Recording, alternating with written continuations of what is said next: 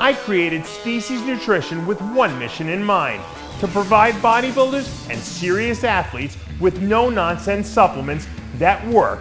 I put my name and reputation on every bottle of Species Nutrition products. If you want to be your absolute best, join the evolution.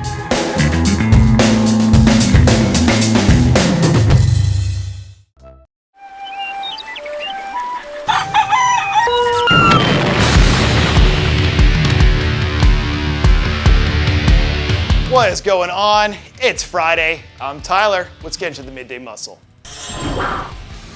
And we'll kick off today's show with a quick look ahead at this weekend's Big Man Championship, where it looks like Fritz is coming in as one of the front runners to secure his Olympia bid. Ramon's been one of the guys who's been knocking on the door of his first pro win for years now, but if you go take a look at this weekend's roster, it looks like this might be a golden opportunity for him to finally punch his ticket. Especially when you take into consideration that he just finished in a runner-up spot in Portugal a few weeks ago, which was his all-time best to date. So if we just assume he comes in with a look that's equal or better to what he had there, by the time Monday morning's rolling around, we might be finally able to say that Fritz is an Olympia qualified athlete. Now, if we had to point to one guy in a roster that could derail Fritz, that's probably got to be Amir Omarajic, who's also been on a little bit of a tear in his own right. He actually placed third behind Roman in Portugal a few weeks ago, which was his third top 5 finish of the season.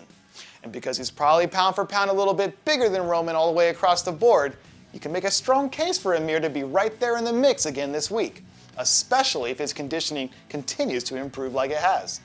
Amir's really started to come into his own as a pro over the last year or so.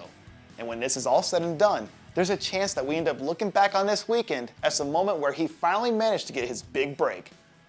We've also got an update for you today from Griffin, who continues to find his way back from that pec tear he suffered from a few months ago.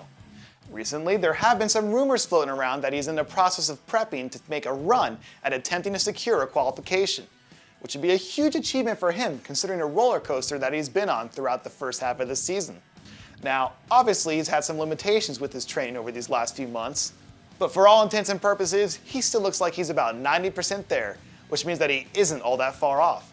So if he puts together a decent stretch, gets his upper body close to where it was before that injury, he might be a dark horse guy to keep an eye on as we start to move into the late summer and early fall. Beros Tabani is also in a similar boat to Charles, in the sense that he's also got a lot of question marks surrounding his availability right now. Only his don't have anything to do with health. With him, it's more so about whether he'll be able to obtain a visa so he can make it here by November. With that being said, we did hear recently from his coach Milo Sarchev, who confirmed that he's currently prepping for this Olympia, despite the fact that his ability to travel is completely up in the air right now. Between what he did last year at the Romania Pro and what we saw in his win this year at the Arnold Brazil, he definitely has the feel of someone who could potentially challenge for a spot near the back end of the top 10 this year, assuming he can make it.